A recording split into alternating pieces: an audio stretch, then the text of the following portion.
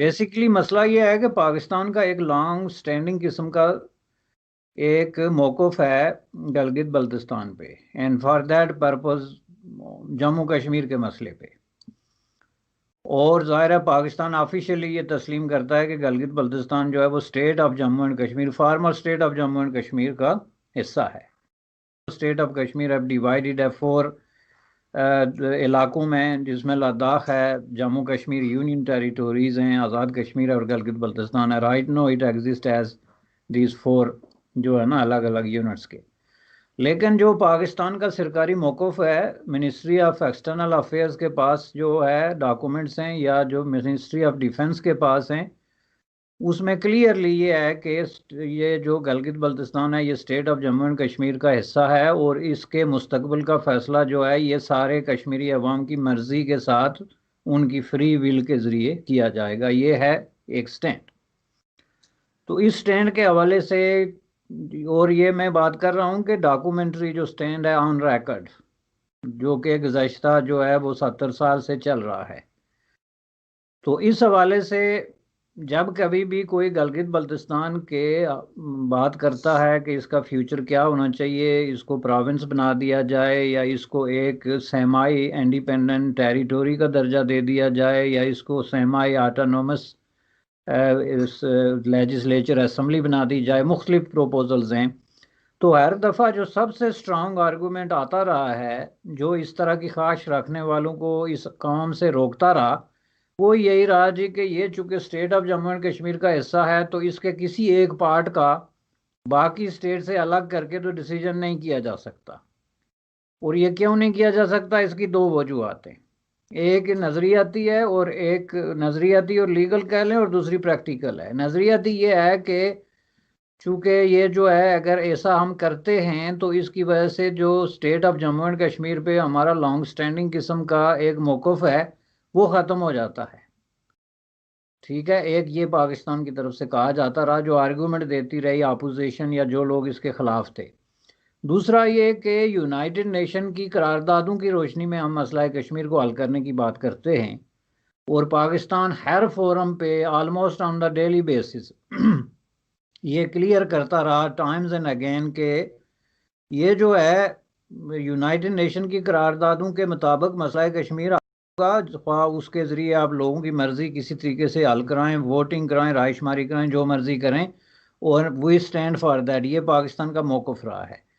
तो इस सूरत में जब आप इस टेरिटोरी को कोई प्रोविंस बना रहे हैं या इसका स्टेटस चेंज कर रहे हैं तो आप यूनाइटेड नेशन की करारदादों की खिलाफ वर्जी करते हैं, क्योंकि यूनाइटेड नेशन की करारदाद ये है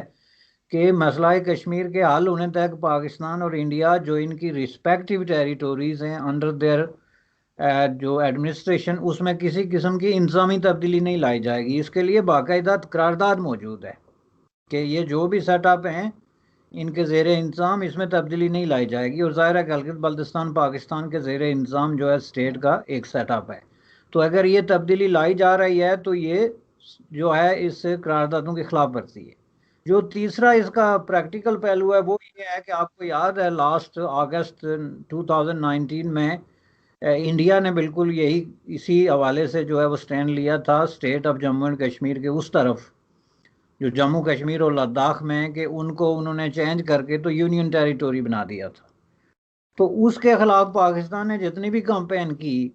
वो यूनाइटेड नेशन से लेके तो इंटरनल फोरम्स तक, उसमें आर्गूमेंट ये था कि इंडिया के पास ये इख्तियार नहीं था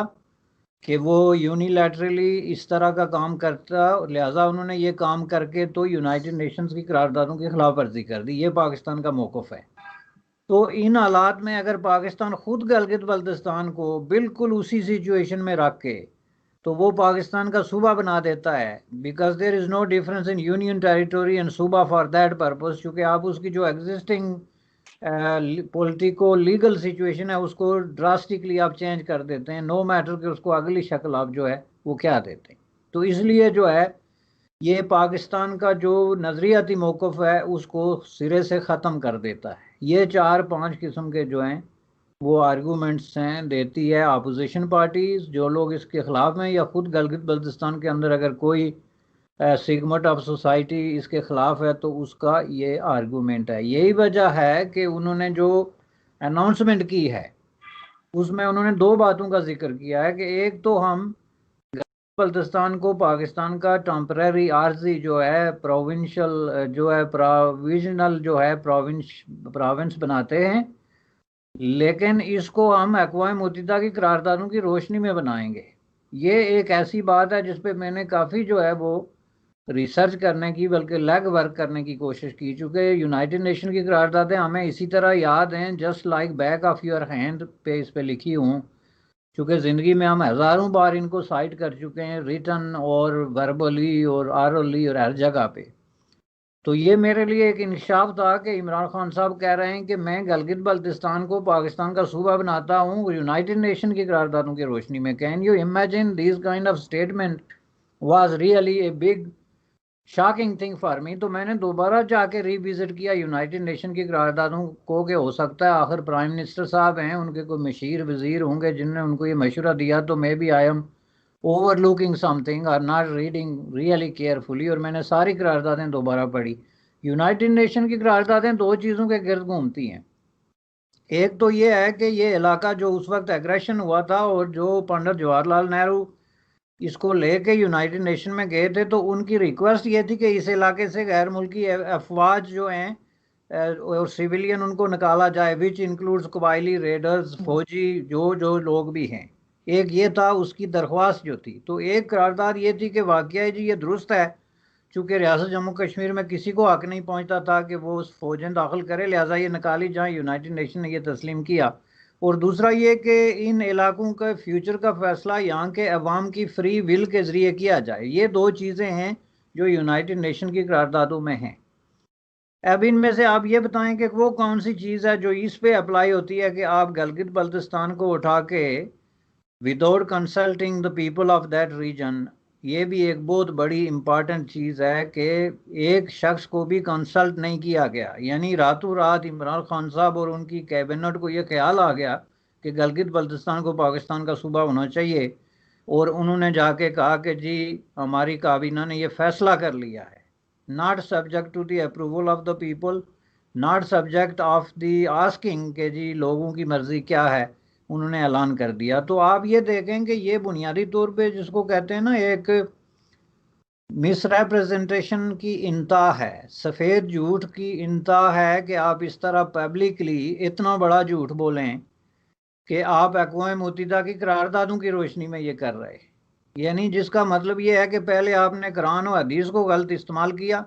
और उसके नाम पे कभी आप मदीना की रियासत बनाते हैं, फिर उसमें आपको समझ नहीं आती तो आप चीन की रियासत बनाते हैं, वो समझ में नहीं आती तो ईरान की रियासत बनाते हैं। भाई साहब ये सारे एक दूसरे के मुतजाद चीज़ें हैं, they are at odds with each other, they are not the one and the same के आज आपको ये अच्छी लग गई कल आपको वो अच्छी। बिल्कुल इसी तरह पहले मज़हब को आपने इस्तेमाल किया, मज़हब के नाम पे लोगों का इस्तेसाल करके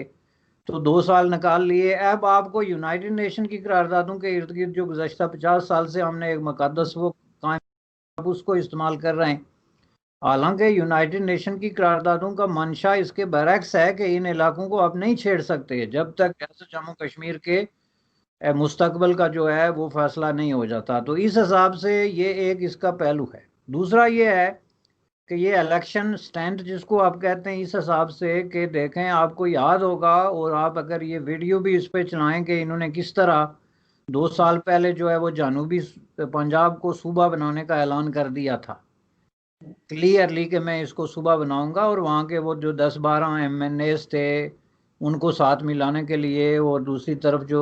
बाकी पार्टियां मसलन पीपल्स पार्टी जो कोशिश कर रही थी उसको सेकंड करने के लिए इन्होंने ऐलान कर दिया। उसके बाद 2 साल में कभी उनके मुंह से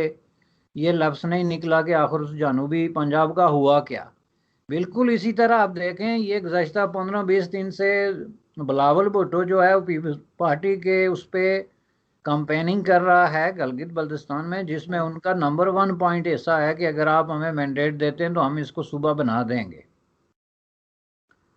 ये उनका नंबर 1 कंपेनिंग पॉइंट है, जिसकी वजह से वो काफ़ी बड़े पैमाने पे लोगों की हमदर्दियां ले रहे हैं, चूँकि गलगित बल्तिस्तान में लोगों का एक सिगमेंट है जो सूबा बनाने के बारे में सोचता है। तो अब इमरान खान साहब ने अचानक ये सारा जो वक्त ज़ाया किया उसको एक ही जिस्त में एक ही छलांग में उसको कवर करने के लिए उन्होंने कहा लो जी बिलावल तो कहता है मुझे वोट दो तो मैं करूंगा, मैं तो पहले ही ऐलान कर देता हूँ, ताकि वो जो है ना बैलेंस हो जाए कि जी इस वजह से लोग वोट, और वोट तो अगर किसी ने इस वजह से दिया भी तो उसको बड़ी सख्त मायूसी होगी। उसकी वजह यह है कि this is not that easy, first of all politically ये इजी नहीं है। मैं आपको साफ कहता हूं कि एक तो लीगली ये पाकिस्तान की हिस्ट्री का सबसे जो है डिफ़िकल्ट तरीन डिसीजन होगा, चूँकि इसके लिए आपको कॉन्स्टिट्यूशन में अगर आप बाज़ाब्ता करना चाहते हैं डेमोक्रेटिकली, ह्यूमनली और बाकायदा जैसे अखलाकी तौर पे इसे होना चाहिए, तो then you need an amendment in the constitution, जो कि ये हुकूमत अब किसी सूरत में नहीं कर सकती, क्योंकि अब ये अपोजिशन के साथ जो इनका जो तसादम की कैफियत है इसमें इनको हमायत नहीं मिलेगी। पहली बात ये है। दूसरी बात यह है कि अमेंडमेंट जो है वो इतना आसान काम नहीं है कि आप पहले ऐलान कर दें और बाद में अमेंडमेंट लेके, एक दो दफ़ा तो इन्होंने की इस तरह के जो चीज़ें हैं, लेकिन ये इतना आसान काम नहीं है। उसके बाद ये सवाल भी उठ सकता है कि वहाँ के अवाम की कंसेंट जो है वो नहीं ली गई, क्योंकि आप कोई भी डिसीजन कर रहे हैं, ख्वाह वो सुबह बना रहे हैं, खुद मुख्तारी दे रहे हैं, एज इट इज़ रख रहे हैं, लेकिन आपको अवाम की कंसेंट जो है वो ज़रूरी है, जो उन्होंने लेने की जहमत गवारा नहीं की। तो इस हवाले से चूँकि इनका अब ये ट्रैक रैकेट भी ये बन गया है कि ये जो जमहूरी इदारे हैं, डेमोक्रेटिक इंस्टीट्यूशंस को ये डिसरिगार्ड करते हैं ऑन एवरी सिंगल काउंट, जैसा कि माजी में इन्होंने किया। तो मुमकिन है कि इनके जहन में ये हो कि हम इसको डिसरिगार्ड करके तो प्रेसिडेंशियल आर्डर के ज़रिए इसको एक जो है वो प्रोविजनल बेसिस पे बना देंगे सुबह, जो कि बन जाएगा। लेकिन for everybody is well kind information, वो पहले से जो है वो प्रोविजनल सूबा है।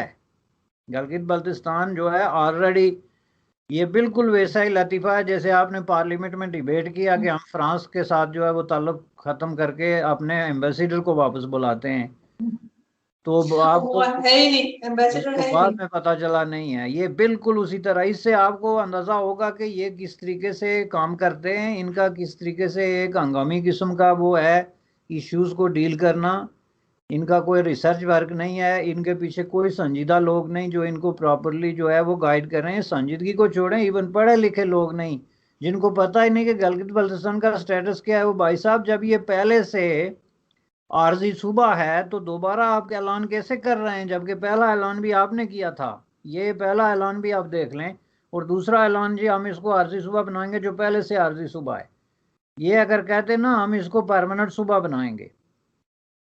तो फिर जो है उसमें कोई तब्दीली की बात थी। तो मैं समझता हूँ कि ये इलेक्शन इनका एक बड़ा जो है इसमें इशू है, और ये उसमें चूंकि लूज कर रहे हैं जो वहाँ के पोल्स बता रहे हैं, तो ये जैसे कि होता रहा है हमेशा माजी में, इस तरीके से ये एक नए टैक्टिक्स जो है वो यूज़ करके तो अपना इन्फ्लुएंस जो है उसको बढ़ाना चाहते हैं। लेकिन सर इसका तो मतलब ये हुआ कि इमरान खान साहब के बयानात से या जो स्टेटमेंट्स वो देते हैं उससे घबराने की कोई जरूरत नहीं है, क्योंकि उन्होंने तो वही जैसे आप कह रहे हैं कि पंजाब में भी उन्होंने सूबा बनाने का ऐलान किया था, जनूबी पंजाब में उधर भी कुछ नहीं किया उन्होंने। तो इसी तरीके से अगर गिलगित बल्तिस्तान का नाम उन्होंने ले लिया है और एक ऐलान जो वो पहले ही कर चुके हैं उसी को दोबारा रिपीट कर रहे हैं, तो उसका भी मतलब है कि कोई खास उसमें परेशानी की बात है। उस तरह की चीजें करते रहते हैं जिसका कोई सर पैर नहीं होता। लेकिन सर साथ ही इनकी पार्लियामेंट से मुझे याद आ गया फवाद चौधरी साहब, जिन्होंने कुछ दिन पहले कहा कि क्रेडिट लिया कि जी पुलवामा का क्रेडिट हमें जाता है, जबकि हम इतने दिनों से गले फाड़ फाड़ के हर जगह कह रहे हैं कि पुलवामा में हमारा कोई हाथ ही नहीं है। हम हर जगह जाके जैसे कहते हैं ना कि चाहे वो इंडियन मीडिया हो या कुछ हो, हर जगह हम लोग साफ इनकार कर रहे थे। तो अब क्या लगता है आपको, जब इन्होंने जो स्टेटमेंट दी उसके दूसरे दिन इन्होंने कहा नहीं मैं तो उसके बाद के इवेंट्स बता रहा था, जबकि उसके बाद के इवेंट्स का तो उन्होंने नाम भी नहीं लिया हो। तो सीधा सीधा अगर आप उनका स्टेटमेंट देखें, इसकी वीडियो मौजूद है, उसमें उन्होंने कहा कि जी पुलवामा का तो हमें जाता है सारा क्रेडिट, बल्कि सारी कौम को जाता है क्रेडिट। तो इस तरह के स्टेटमेंट्स को आप किस तरह देखते हैं और क्या ये बात एफएटीएफ में हमें नुकसान कर सकती है? नहीं, इस तरह की बात को मैं बड़ी संजीदगी से लेता हूँ जी कि ये हकायक और सच्चाई है जो उनके मुंह से निकल गई। आप देखें पाकिस्तान में जो पॉलिटिक्स है, ये जितने वाकयात होते हैं टेररिज्म के इंडिया के अंदर या हुए हैं, या इंडिया के साथ जो आपका आर्म कॉन्फ्लिक्ट हुआ है मिलिटरी टू मिलिटरी, इसमें जो हमारी लीडरशिप है उसकी दो ज़बानें हैं। एक इंटरनेशनल मीडिया पे या मीडिया पे और दूसरी आपस में। ये जो इनकी आपस की ज़बान होती है वो तो हमेशा यही होती है कि ये हमने किया जी और फिर करेंगे। ये तो इस पे फ़ख्र महसूस करते हैं, ये तो इसको अपना कारनामा समझते हैं, और ये अपने आप में और उन लोगों में कोई फ़र्क नहीं समझते जो ये काम करते हैं। जो वो स्ट्रेटेजिक एसेट्स का लफ्ज़ इस्तेमाल होता था ना, अब बैकग्राउंड में चला गया, इनफैक्ट वो बड़ा दुरुस्त लफ्ज़ था कि ये जो इस तरह की इस्लामिक फंडामेंटलिस्ट फोर्सेस हैं, जो काम अगर कोई वो अपने तौर पर भी करें तो देखें, लड़ाई में जो होते हैं ना, जितने कोर कमांडर्स होते हैं, जब आपने किसी मुल्क पे हमला किया हुआ है या किसी मुल्क ने आप पे हमला किया हुआ है, तो उसमें होता है ये एक प्रिंसिपल होता है वार का कि आप कोर कमांडर्स को खुद मुख्तारी दे देते हैं कि आप अपने अपने हालात के मुताबिक अपने डिसीजन करें। यानी फौज एक सेंट्रल कमांड में नहीं रहती। अगर फौज एक वक्त ऐसा आता है कि सेंट्रल कमांड में नहीं रहती, तो फिर ये जो आपने इस तरह के टेररिस्ट ग्रुप या फंडामेंटलिस्ट जो पाले होते हैं, उनको भी एक कमांड में रखने का कोई मकसद नहीं होता, specifically when they are at war with somebody. तो मुमकिन है वो कोई एक आध काम खुद भी कर लेते हों, लेकिन ये उसको दिल से आउन करते हैं। अलग बात है कि ये उनकी मजबूरी है, खुसूसन ये जो काबीना आपने इर्द गिर्द जमा की हुई है ना इमरान खान साहब ने, ये जो है मोस्टली फंडामेंटलिस्ट लोग हैं जिनका बहुत ही ज़बरदस्त किस्म का फंडामेंटलिज्म पे ईमान है, यानी बाकायदा जज्बा है इनका। लेकिन ये इनकी मजबूरी है कि ये पब्लिकली या जो आपका मीडिया है उस पर ये बात नहीं करते। तो ये तो उनके मुंह से निकल गई, जो बाद में उसने उनको मैनेज करने की कोशिश की, जी बाद में हो गया, ये हो गया, लेकिन इनफैक्ट इनका स्टैंड यही है। अपने लोगों से जब ये बात करते हैं तो वो इस ये नहीं कहते कि ये पुलवामा कोई गलत हो गया था या बम्बे इंसिडेंट नहीं होना चाहिए था, बल्कि उसको ये बड़े फख्र से एक दूसरे से जिक्र करते हैं कि ये इस तरह हुआ था। लेकिन सर, अगर इन्होंने ये स्टेटमेंट दी है तो आपको नहीं लगता कि ये एफएटीएफ में हमें नुकसान कर सकती है कि इस किस्म की स्टेटमेंट एक गैर जिम्मेदाराना किस्म की, रिस्पॉन्सिबल किस्म की स्टेटमेंट एक मिनिस्टर दे रहे हैं, इनका साइंस एंड टेक्नोलॉजी मिनिस्टर ये बात कर रहे हैं। बिल्कुल डेफिनेटली इसका असर पड़ेगा जनाब। ये तो चूंकि स्टेटमेंट जो है एक तरह का कन्फेशन है, is a statement of confession, बिल्कुल क्लियरली। अब बाद में आप ये कहें कि जी इसकी ये एक्सप्लेनेशन थी या वो एक्सप्लेनेशन थी, वो तो कोई इंटरनेशनल फोरम आपको मौका नहीं देगा कि आप जाके उसको एक्सप्लेन करें। आप ये कहें कि नहीं जी हमारे मिनिस्टर के कहने का वो मतलब नहीं था जो आप देख रहे हैं, बल्कि उनका मतलब कुछ और था, वो तो देखेंगे अल्फाज पे। प्रॉपरली एक चीज़ ऑन रिकॉर्ड हुई है, उनकी स्टेटमेंट आई है जिसका मतलब ये है कि उन्होंने ये क्रेडिट लेने की कोशिश की है। तो इस हवाले से मैं समझता हूँ कि इसका बड़ा नुकसान होगा और ये उनको भी पता है। लेकिन अनफॉर्चुनेटली आप देखें इस वक्त उन पे कोई तनकीद नहीं हो रही है। जो वहाँ पे एक माहौल क्रिएट कर दिया गया है वो एक तरह का यानी वो एक वार का माहौल है, जिसमें उन्होंने कुछ लोगों को फोकस कर दिया है कि ये गद्दार हैं, और बाकी जो हैं वो सबसे बड़े मुहब्बे वतन हैं, जिनमें ये भी शामिल हैं। वो सेल्फ क्लेम्ड किस्म की जो मुहब्बे वतनी है उसका ठेका उन्होंने लिया हुआ है। इसलिए वो जो बात भी करें उन पे ना मीडिया तनकीद कर रहा है और ना सिविल सोसाइटी तनकीद कर रही है। तो सर, इसी तरह का एक स्टेटमेंट आया था जो कि अयाज सादिक साहब ने दिया, और उन्होंने कहा कि जी उनका जो अभिनंदन जो पायलट पाकिस्तान ने पकड़ा था उसको छोड़ने के लिए कहा गया, तो शाह महमूद कुरैशी आए तो उनकी टांगे कांप रही थी और उन्हें पसीने आए हुए थे, और इस किस्म की बात उन्होंने की। अब उनके लिए तो बहुत कुछ बोला जा रहा है, उनके खिलाफ तो बहुत कैंपेन चल रही है, उनके तो पोस्टर लगाए जा रहे हैं और कहा जा रहा है मुकदमा चलेगा कि इन्होंने मुल्क को नुकसान पहुंचाया है। तो दोनों में आप क्या फर्क क्या देखते हैं, फवाद चौधरी और जो अयाज सादिक साहब हैं, इनके दोनों की स्टेटमेंट में आपको लगता है कि कोई फर्क है या दोनों ने नुकसान पहुंचाया है, या फवाद चौधरी की खैर है, नुकसान सिर्फ पीएमएलएन के मेंबर ने पहुंचाया है? देखें, जहाँ तक पीएमएलएन के मेंबर का ताल्लुक है तो ये पॉलिटिकल हिस्ट्री में पहला वाकया है जिसमें यह कहना कि किसी आदमी की टांगें कांपती हैं एक कामी राज समझा जाता है। इज़ ए नेशनल सीक्रेट कि आपके किसी मिनिस्टर की टांगें कांपती हैं। टांगें कांपना जो है इसमें कोई सीक्रेसी नहीं है। इसकी डिफरेंट रीजंस हो सकती हैं, ज़रूरी नहीं कि खौफ से ही कांपे हैं। बाज़ लोग वैसे नर्वस होते हैं, कुछ लोगों के जो है नर्वस सिस्टम में इस तरह के फ्लाज होते हैं कि उनके हाथ कांप रहे हों, टांगें कांप रही हूँ। ये तो कोई कामी राज नहीं है। कामी राज तो उसके साथ आगे वो कोई पेश करते कि उनका ये था कामी राज कि जी कोई इस वजह से, तो ये तो इसीलिए उन्होंने कहा कि मैंने जो बात की है मैं उसको ऑन करता हूँ, मैं उसको डिफेंड करता हूँ और इसमें मुझे कोई वजाहत करने की जरूरत नहीं है। क्योंकि ये फैक्ट है कि जब उन्होंने आके हमसे बात की तो उस वक्त उनकी टांगें कांप रही थी। अब इसको कोई नेशनल सीक्रेट बनाना और फिर उसकी बुनियाद पे किसी को जो है वो परसिक्यूट करने की कोशिश करना या किसी पे चार्जेस लगाना, मैं समझता हूँ कि ये बहुत बड़ा इस सदी का लतीफ़ा होगा अगर ये हुआ तो। ये आप देख लेना, चूंकि ये यही वो मकाम होता है ना, जो ये जो डी जनरेटिव किस्म की लीडरशिप होती है ना मेंटली, ये इसी तरह के लोग होते हैं। जब कोई मुल्क जवाल के किसी आखिरी स्टेज पे पहुंच चुका होता है तो फिर इस तरह के रंगीले किस्म के लोग अजीबो गरीब किस्म के स्टेटमेंटें लेके सामने आते हैं। भाई उन्होंने एक बात की जो कि बहुत ही सीधी सीधी बात है कि भाई आपकी टांगें काम रही थी, तो इससे इंडिया को कोई फायदा या नुकसान नहीं है। अगर पाकिस्तान के किसी मिनिस्टर की टांगें काम भी रही हैं तो इसका पाकिस्तान के डिफेंस से कोई ताल्लुक नहीं, क्योंकि पाकिस्तान का डिफेंस जो है वो टांगों से नहीं होगा। उसके लिए जो फौजें हैं, उनके पास जो असला है, जो भी बंदोबस्त है, वो उनको खुद पता होगा। लेकिन इसमें ये बड़ी बदकिस्मती की बात है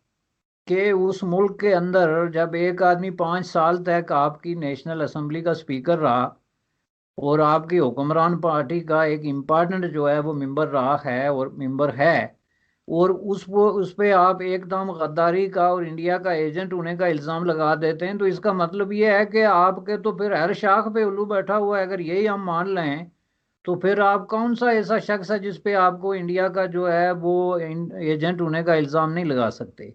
तो इसका मतलब ये है कि आप सब लोगों की जो मुहब्बे वतनी है वो मशरूत है और मशकूक है। और मशरूत किससे है कि अगर हुकूमत के खिलाफ आप कुछ नहीं कहते तो फिर ठीक है, आप मुब्बे वतन है, उसको कोई चैलेंज नहीं करता। और जो ही आप हुकूमत के खिलाफ बात करते हैं तो आप एजेंट हो गए और फिर आप रियासत का नाम यूज करते हैं। इस वक्त जो वहां पे सिचुएशन बन गई है ना, ये इतनी खौफनाक है कि आप देखें ये मसलसल ये लोग ये कह रहे हैं कि हमारे साथ जो है वो मिलिट्री चीफ भी है, आईएसआई चीफ भी है, यानी उसको डिफेंड कर रहे हैं जैसे वो कोई डिफेंस लेस लोग हैं और अपने आप को डिफेंड नहीं कर सकते। और उनको आगे रख के तो ये अपना एजेंडा जो है वो पेश कर रहे हैं। तो मैं समझता हूँ कि ये वो टाइम आ गया है जिसमें एक तरह की आप एक सिविल वार जो है वो किसी मुल्क में शुरू करने की पोजीशन में आ जाते हैं जब आप इस तरह की बातें करते हैं कि आप एक इदारे को उठा के तो सिविलियन के खिलाफ यूज करते हैं और सिविलियन को आप डब करते हैं कि वो मुल्क के एजेंट हैं। मैं आपको इसकी एक मिसाल जो बार बार मैं देता हूँ और बाद में लोग मुझसे पूछते हैं कि ये मिसाल आपने पाकिस्तान पे क्यों दी, वो मिसाल मैं आपको नाजीज़म की और हिटलर के फाशिज्म की देता हूँ। तो वो मिसालें क्यों हैं कि हर मिसाल इनकी मिसाल से मिलती है। मैंने पिछले प्रोग्राम में गिस्टापो की मिसाल दी थी। गिस्टापो क्या था कि एक प्राइवेट ग्रुप था जो उनकी कॉन्स्टिट्यूशनल अरेंजमेंट से बाहर था। तो अब ये इमरान खान जो इस तरह का ग्रुप बना रहा है, जो उसने क्या नाम रखा है उनका, वो जो नौजवानों का जो, टाइगर फोर्स है। हाँ, उसकी जो फॉर्मेशन है वो भी अनकॉन्स्टिट्यूशनल या आउट ऑफ कॉन्स्टिट्यूशन है। यानी वो जो आपका रेगुलर कॉन्स्टिट्यूशनल सेटअप है उससे वो अपनी पावर डिराइव नहीं करते, बल्कि डायरेक्टली इमरान खान से जो है वो पावर्स लेते हैं। बिल्कुल यही मसला जो है गिस्टापो का था कि वो एक प्राइवेट ग्रुप था जिसका काम मुखालफिन को विक्टिमाइज करना था, पॉलिटिकल मुखालफिन को उन पे हमले करना था, उनकी किरदार कशी करनी थी,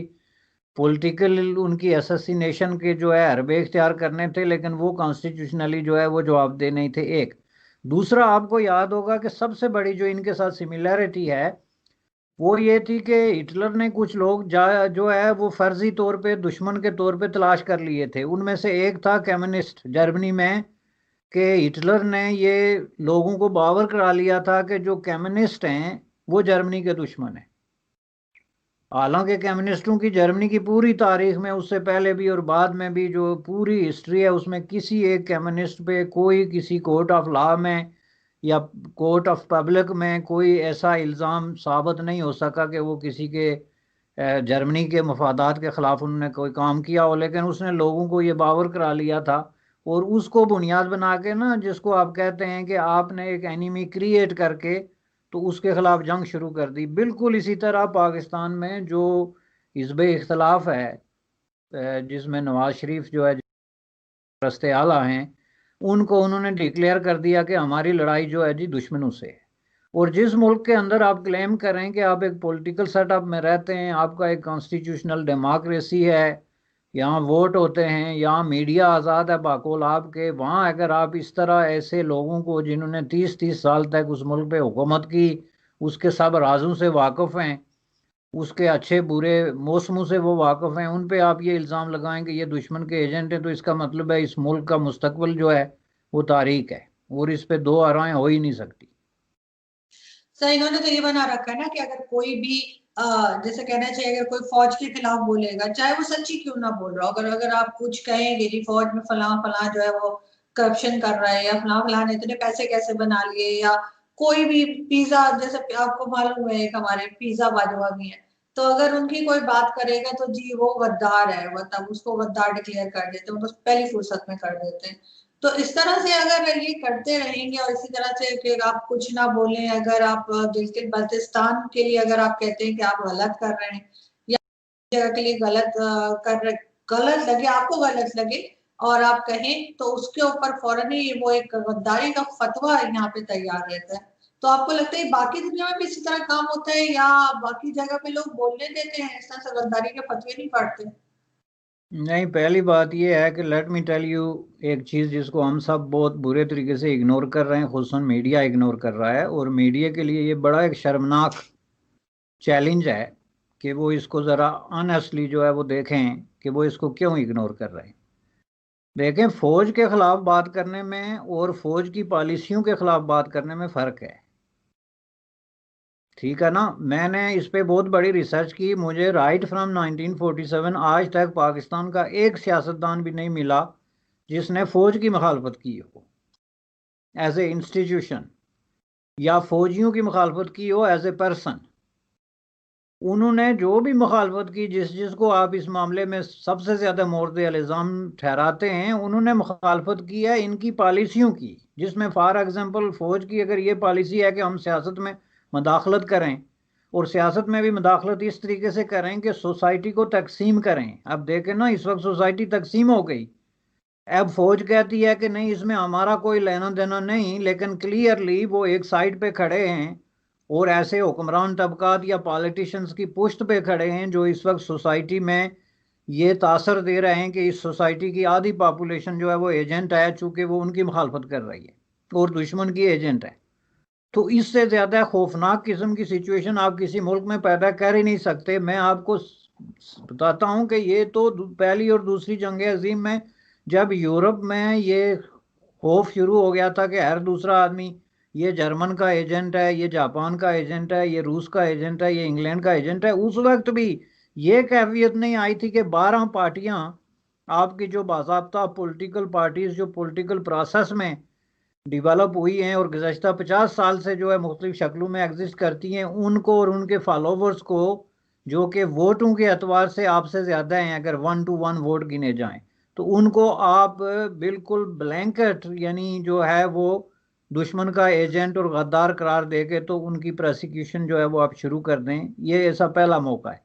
तो उसमें आप मुझे ये बताएं कि जब सियासतदान ये कहते हैं कि फौज सियासत में मुदाखलत ना करे,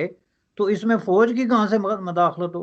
मुखालफत हो गई? फौज की मुखालफत तो ये हो गई कि सियासतदान ये कहेंगे जी ये फौज होनी ही नहीं चाहिए, इसकी हमें ज़रूरत नहीं, इसको हटा दो, या इसका बजट काट के तो अवाम पे खर्च करो, या इनके ये जो करप्शन ये दूसरी तीसरा एज ए इंस्टीट्यूशन है और इसलिए हम इस इंस्टीट्यूशन को ख़त्म करते हैं। वो ये कहते हैं कि जी फौज के जो सरबराह हैं, आईएसआई के चीफ हैं या चीफ ऑफ द मिलिट्री जो हैं, वो मदाखलत करते हैं सियासत में जो उनको नहीं करनी चाहिए। वो ये कहते हैं कि ये जो फौज के कुछ जर्नल जो हैं वो मुल्क में मुहिमजोई करके मार्शल्ला लगाते हैं और जमहूरियत का कत्ल करते हैं, और उसके बाद अवाम के को जो है वो जुल्म और जबर के ज़रिए दबा के तो 10-10 12-12 साल हुकूमत करते हैं। ये गलत है और ये नहीं होना चाहिए। तो इसमें फौज कहाँ से आ गई? या फिर वो ये कहते हैं कि ये जो करप्शन हो रही है कि जिस जो 22वें स्केल का एक ऑफिसर है, जनरल है या डेप्यूटी है, उसका उसके पास करोड़ों या बिलियंस डॉलर के जो असासे हैं इंटरनेशनली, वो कहाँ से आए?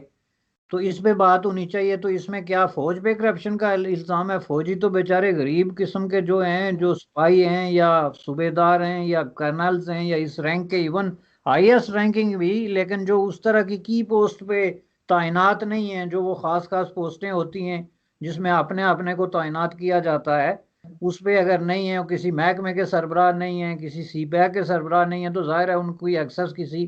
करप्शन तक नहीं होती। तो इसलिए ये दो चीज़ें मैं समझता हूँ कि मीडिया को क्लियर करनी चाहिए कि अगर नवाज शरीफ ये कहता है कि जो है वो फौज की पॉलिसियां गलत हैं, या फौज के कुछ लोग जो हैं वो इस मुल्क में जानबदारी पैदा करके मुल्क में खाना जंगी की कैफियत पैदा कर रहे हैं, मुल्क में ऐसी सिचुएशन कर रहे हैं जिसमें कि सियासतदानों का आपस में तसादम हो सकता है, तो उसमें फौज की मुखालफत की कोई बात है ही नहीं। तो ये तो जानबूझ के आप एल मुझे मार वाली बात है कि उसमें अगर फिर आपके जो मिलिट्री बासेस हैं वो फौज को आगे खड़ा कर दें और लोगों को कहें कि देखें जी ये हमारी जो है इदारे के खिलाफ बात हो रही है, तो ये गलत बात है। और लोग भी इतने बेवकूफ़ नहीं हैं, लोग इस बात को भी समझते हैं, और खुद फौज के अंदर लोगों की बहुत बड़ी तादाद है जो इस बात को समझते हैं। बिल्कुल सर, ये बात बिल्कुल ठीक है कि हम या कोई भी फौज के ऊपर तनकीद नहीं कर रहा था, बल्कि उसके कुछ सेक्शंस ऐसे हैं जो जिनके बहुत सौ के केसेस भी सामने आए हैं, उसके ऊपर बात हो रही है। तो अगर पॉलिटिशियंस पे हो सकती है, आम सिटीजन्स पे हो सकती है, तो रिटायर्ड फौजियों पे बात क्यों नहीं हो सकती? यहाँ पे मैं बहुत शुक्रिया अदा करना चाहूंगी सर कि आपने ज्वाइन किया, and I hope to see you again next week इंशाल्लाह। Thank you so much. Thank thank you. You, thank you. Thank you, thank you sir.